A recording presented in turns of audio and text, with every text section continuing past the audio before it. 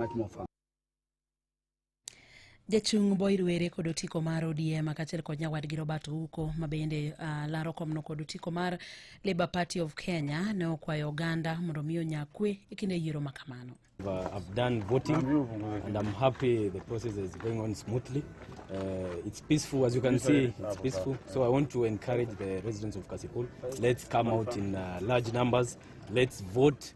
And I want to encourage the other candidates. Let's maintain peace while we vote. The process is smooth.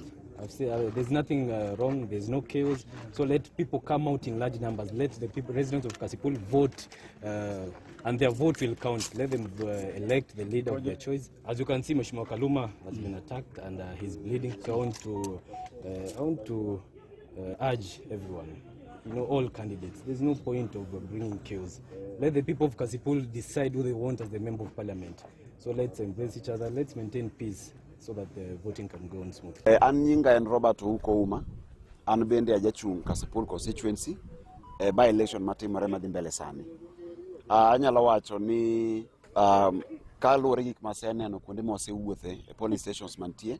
So far anyalo wacho ni in a ratio of 1 to 10 about 7% aneno ka okrach ahinya.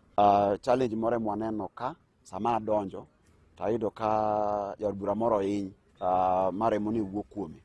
Mano gima akwedo kabisa nikech kaka jotelo wane mwanya kwe, wane mwanya lweny. Koro anyalo wacho ni percent maduong' to kaneno pek mana achiel ariyo man kaka kacha to nadwa ni mondo challenge jowa ma jo Kasipul ni wawuoguru oko to wagouru kura yor kwe.